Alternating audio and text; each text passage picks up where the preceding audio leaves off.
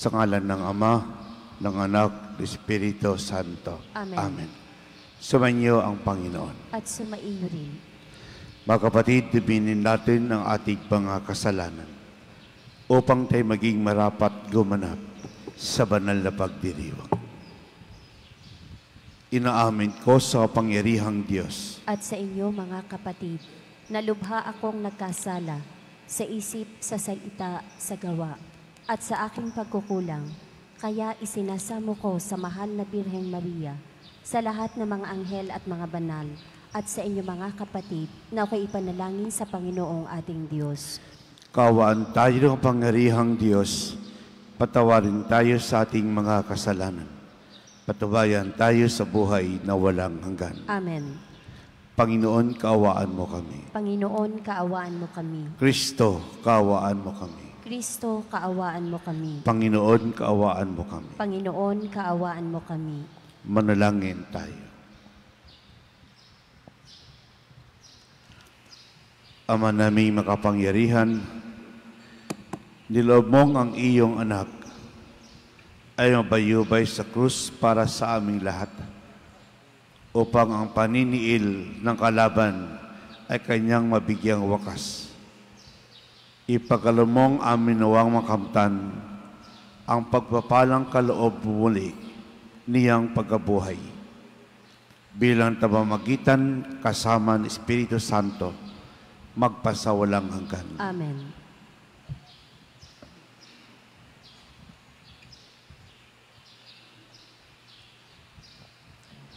Pagbasa mula sa aklat ni Propeta Isaías. Ang makapangyarihang Panginoon ang nagturo sa akin ng sasabihin ko para tulungan ang mahihina. Tuwing umagay nananabik akong malaman kung ano ang ituturo niya sa akin. Binigyan niya ako ng pangunawa. Hindi ako naghimagsik ni tumalikod sa kanya. Hindi ako tumutol nang bugbugin nila ako. Hindi ako kumibo nang ako'y kanilang insultuhin. Pinabayaan ko silang bunutin ang buhok ko't balbas. Gayon din, nang lurhan nila ako sa mukha. Ang mga pagdustang ginawa nila'y di ko pinapansin, pagkat ang makapangyarihang Panginoon ang tumutulong sa akin. Handa akong magtiis, pagkat aking batid na ang sarili ko'y di mapapahiya. Ang Diyos ay malapit at Siya ang magpapatunay na wala akong sala. May mga ngahasbang maghabla sa akin, magharap kami sa hukuman at ilalahad ang kanyang bintang. Ang Panginoon mismo ang magtatanggol sa akin. Ang salita ng Diyos. Salamat sa Diyos. Salmong tugunan. Poon ako'y iyong dinggin sa panahong iyong ibigin. Poon ako'y iyong dinggin sa panahong iyong ibigin. Dahilan sa iyo ako'y inaglahi, napahiyang lubos sa pagkaunsami. Sa mga kapatid, parang ako'y iba. Kasambahay ko na'y di ako kilala. Ang pagmamahal ko sa banal mong templo, matinding-matindi sa kalooban ko, sa aking bumagsak, paghamak sa iyo.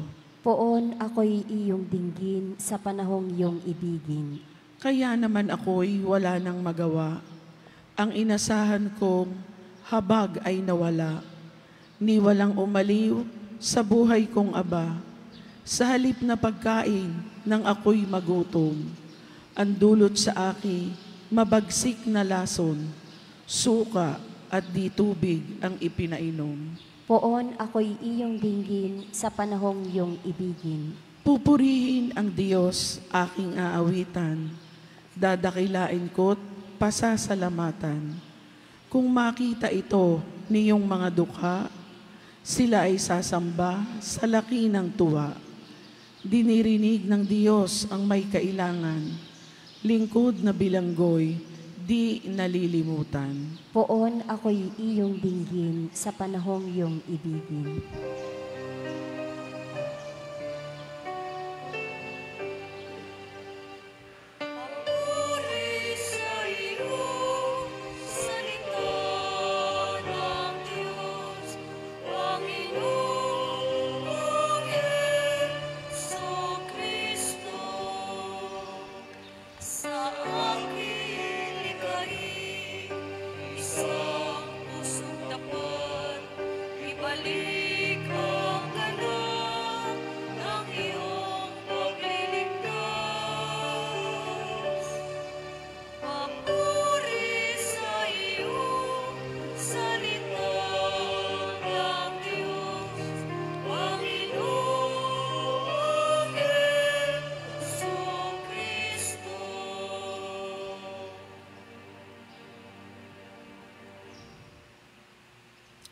Sumainyo ang Panginoon. At sumaiyo rin.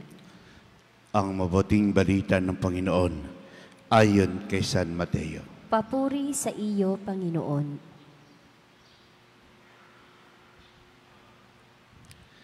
Si Judas Iscariote, isa sa 12, nakipagkita sa mga punong saserdote. Ano po ang ibibigay ninyo sa akin kung tulungan ko kayong madakip si Jesus? Tanong niya. Noon din ay binilangan nila siya ng 30 salaping pilak. Mula noon, humanap na si Judas ng pagkakataon upang ipagkanulo si Jesus. Dumating ang unang araw ng kapistahan ng tinapay na walang libadura. Lumapit kay Jesus ang mga alagad at nagtanong, "Saan po ninyo ibig na ipaghanda namin kayo ng hapunang Pampaskwa?" Sumagot siya, "Pumunta kayo sa lungsod at hanapin ninyo ang taong ito. Sabihin sa kanyang, ganito ang pinagsasabi ng guro. Malapit na ang aking oras. Ako at ang mga alagad ko'y sa bahay mo kakain ng hapunang Pampaskwa." Sinunod ng mga alagad ang utos ni Jesus at inihanda nila ang hapunang Pampaskwa. Nang gabing iyon, dumulog sa hapag ni Jesus kasamang 12 alagad. Samantala sila'y kumain, nangusap si Jesus. "Sinasabi ko, isa sa inyo magkakanulo sa akin." Nanlumo ang mga alagad at isa't isa nagtanong sa kanya, "Ako po ba, Panginoon?" Sumagot siya, "Ang kasabay kong sumausaw sa mangkok ang siyang magkakanulo sa akin. Papanaw ang anak ng tao ayon sa nasusulat, ngunit sa Aba na magkakanulo sa kanya. Mabuti pang hindi na pinanganak ang taong iyon." Si Judas, ang magkakanulo sa kanya, ay nagtanong din, "Guro, ako po ba?" Sumagot si Jesus, "Ikaw na ang nagsabi." Ang mabuting balita ng Panginoon. Pinupuri ka namin, Panginoong Hesukristo.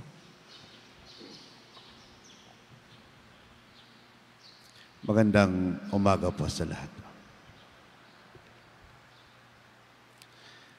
When the power of love overcomes the love of power, the world will experience peace. Kapag natalo ng kapangyarihan ng pag-ibig ang paghahangad natin sa kapangyarihan, doon lamang magkaroon ng kapayapaan ang mundo. Ganito po ang nangyari kay Judas Iscariote. Uhaw po siya sa 30 salaping pilak. Uhaw si Judas sa kapangyarihan. Ganun pa man, walang kapayapaan ang kanyang puso. Sa kanyang nagawang pagkakanulo kay Jesus, lagi siyang balisa. Hindi po mapalagay. Inuusig ang buo niyang pagkatao. At yung konsensya niya, walang kapayapaan ang kanyang pag-iisip. Sikapin po natin araw-araw na hangarin natin ang kapayapaan ng puso, ng isip, ng buong pagkatao. At ang pagkakanalo ni Judas ay nagdala din sa kanya ng kapahamakan. Never niyang maranasan sa kanyang buhay ang kapayapaan ng pag-iisip at puso dahil napakabigat ang kanyang nagawang kasalanan sa ating Panginoon. Sa tuwing araw tayo, uhaw tayo sa kapangyarihan sa makamundong bagay. Nagdurusa ang ating kalusugan. Nagdurusa naman ang kalusugan ng ating kaluluwa. Hindi tayo patutulogin.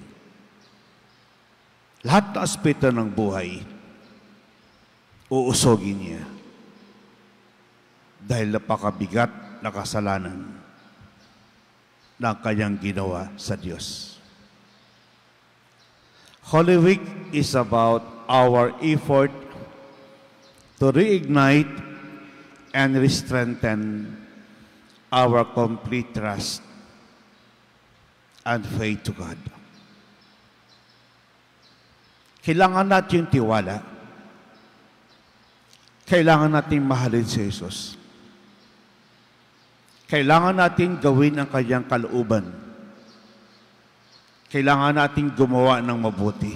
Dahil ito po ang natura ng bawat isa.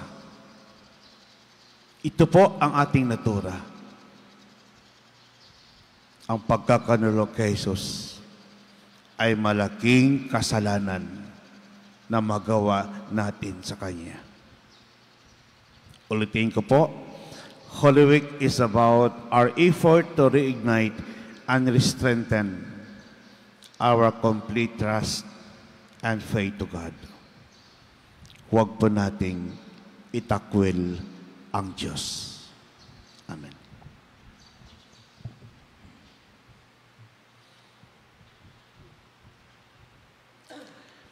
Habang nalalapit tayo sa Biyernes Santo, taglay ang pagtitiwala sa ating mapagmahal na Diyos.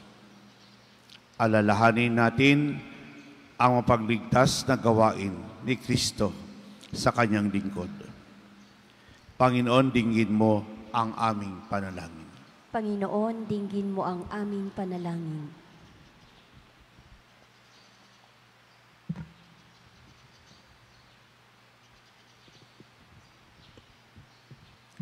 Ang mga nagdaranas ng hindi makatarungang pagdurusa, naway magtamasa ng pagpapaginhawa ng Panginoon sa pamamagitan ng kanilang malinis na budhi.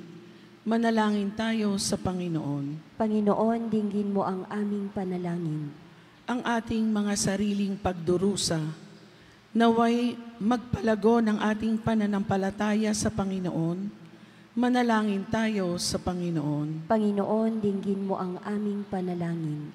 Ang mga kasama natin na nagpapaliban ng kanilang pangungumpisal, bunga ng pagmamalaki, takot o katamaran, naway maging bukas ang isip sa pangangailangan sa kapatawaran ng Diyos. Manalangin tayo sa Panginoon. Panginoon, dinggin mo ang aming panalangin. Ang mga may sakit at lahat ng nagdurusa, naway makaranas na nakapagpapagaling na presensya ni Kristo. Manalangin tayo sa Panginoon. Panginoon, dinggin mo ang aming panalangin. Ang mga namayapa, naway makabahagi sa muling pagkabuhay ni Kristo. Manalangin tayo sa Panginoon. Panginoon, dinggin mo ang aming panalangin.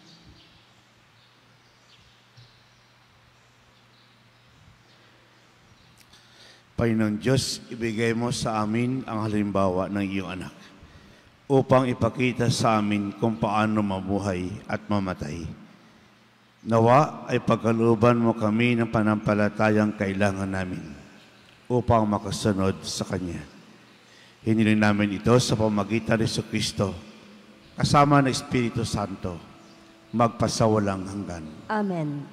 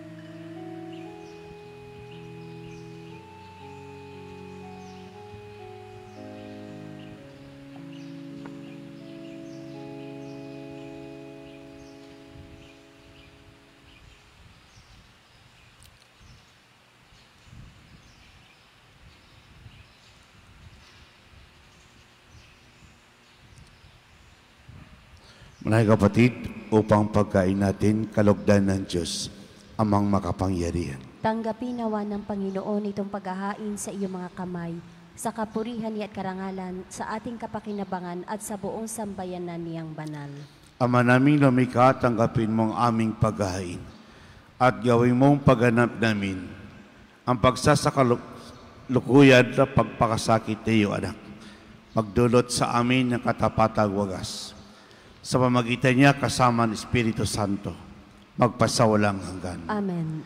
Sumainyo ang Panginoon. At sumaiyo rin. Itaas sa Diyos ang iyong puso at diwa. Itinaas na namin sa Panginoon. Pasalamatan natin ang Panginoong ating Diyos. Marapat na siya ay pasalamatan. Ama namin makapangyarihan, tunay marapat ikay aming pasalamatan sa pamagitan ng Kristo na aming Panginoon. Siyang salita katobo at kapilig, nung lahat ng umiral ay iyong likain. Siya'y sinugo mo para kami sa gipit palayain. Katsiya'y kinalingan na mahal na Berhen na naging kanyang inang totoo sa kapangyarihan ng Espiritu Santo. Inako niyang sundin ang loob mo at kamtin ang sabi ng banal para sa iyo. Pinagtisang iyon sa krus ang kanyang mga kamay upang magwakas sa kamatayan, mahayag ang pagkabuhay. Kaya kaisa namang helag sisiawit na papuri sa iyo, nang walang humpay sa kalangitan, kami nagbubunyi sa iyong kadakilaan. Santo, Santo, Santo, Panginoong Diyos ng mga hukbo, napupuno ang langit at lupa ng kadakilaan mo. O sana sa kaitaasan, pinagpala ang naparirito sa ngalan ng Panginoon. O sana sa kaitaasan. Ama naming banal, ikang bukal ang tanang kabanalan. Kat sa pamagitan ng Espiritu, gayong banal ang kaloob na ito, upang para sa aming katawan at dugo ng aming Panginoong Jesucristo. Bago pinagtiis ang kusang loob na maging handog, hinawakan niyang tinapay, pinasalamatan kadiya. Pinaghati-hati niyon, inabot sa kanya maalagad at sinabi, tanggapin lahat ito at kanin. Ito ang aking katawan na ihandog para sa inyo.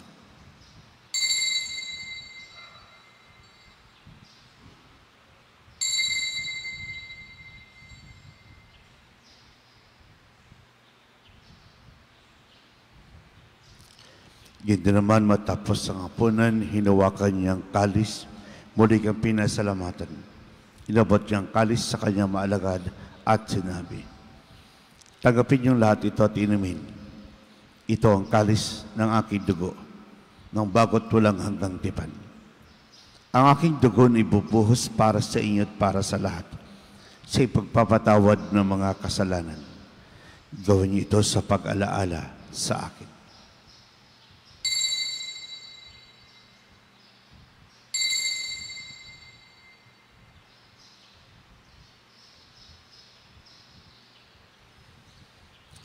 Ipagbunyi po natin ang misteryo ng pananampalataya. Si Kristo'y namatay, si Kristo'y nabuhay, si Kristo'y babalik sa wakas ng panahon. Ang mga ginawa namin ngayon, pag-alala sa pagkabatay at muling pagkabuhay ng iyong anak. Kaya't tinalay namin sa iyo ang tinapay nagbibigay buhay at ang kalis nagkakaloob ng kaligtasan. Kami nagpapasalamat dahil kami iyong minarapat na tumayo sa harap mo para maglingkod sa iyo. Isinasamo namin kami magsalo-salo sa katawan at dugo ni Kristo ay mabuklod sa pagkakaisa sa pamagitan ng Espiritu Santo. Ang mahaling aming simbahang laganap sa buong daigdig. Puspusin mo kami sa pag-ibig kay San Francisco na yung Papa, ni Gilbert naming Obispo at ng Tanang Kaparian. Alalahanin mo rin kapatid naming naimlain mo pag-asang sila'y muling mabubuhay. Gayon din lahat ng mga pumanaw. Kawaan mo sila patuloyin sa iyong kaliwanagan. Kawaan mo pinapating kami lahat na makasalo sa buhay na walang wakas. Kaisa naman ang Birheng Maria, Ina ng Diyos. Kaisa ng mga apostol at lahat ng mga banal na namuhay dito sa daigdig ng kalugod-lugod sa iyo. May pagdiwang nawa namin ang pagpupuri sa ikararangal mo sa pamagitan ng iyo, anak, na aming Panginoong Hesukristo. Sa pamagitan ni Kristo, kasama niya sa Kanya, lahat ng parangal at papuri sa iyo. Diyos ang makapangyarihan, kasama ng Espiritu Santo, magpasawalang hanggan.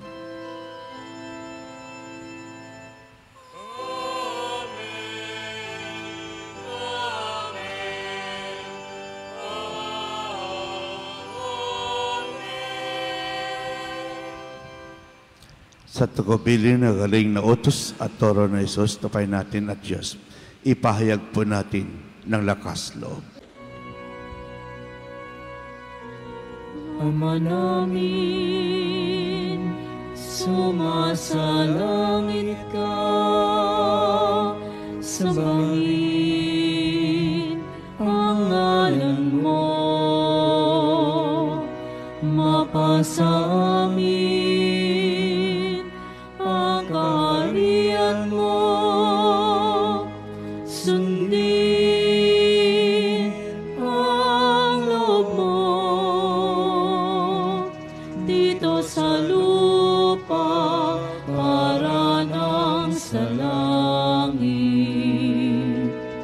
Bigyan mo kami ngayon ang aming kakanin sa araw-araw.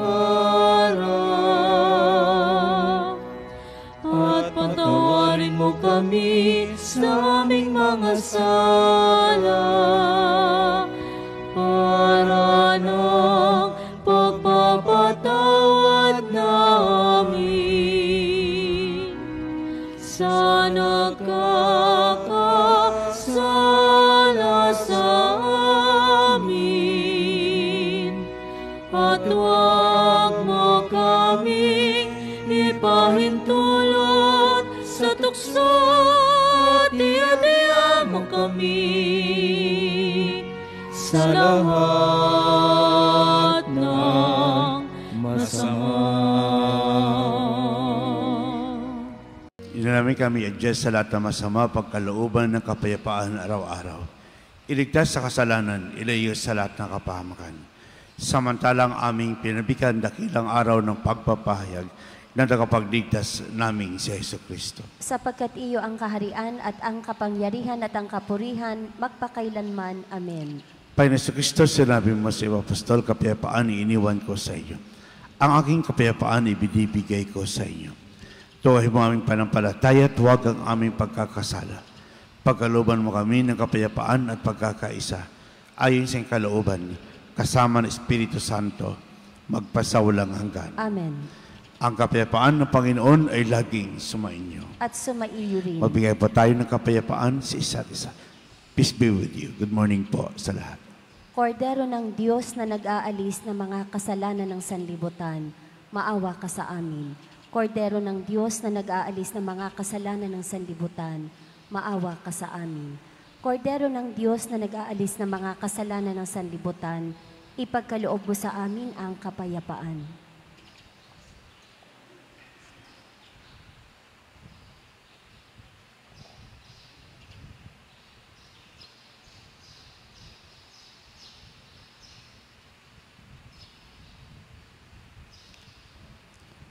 Ito ang kordero ng Diyos, ito nag-aalis ng mga kasalanan ng sanlibutan. Mapalad ang mga iniyahan sa kanyang piging. Panginoon, hindi ako karapat-dapat na magpatuloy sa iyo, ngunit sa isang salita mo lamang ay gagaling na ako.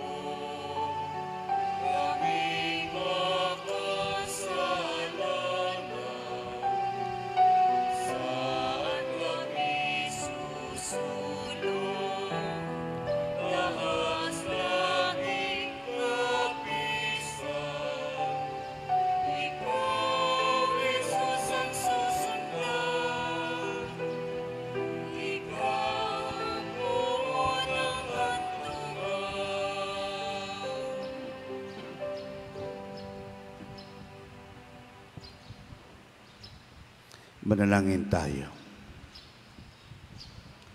Ama naming mapagmahal, pakundangan sa pagamatay na iyong anak na sa pagdiriwang na ito, ang siyang nagaganap.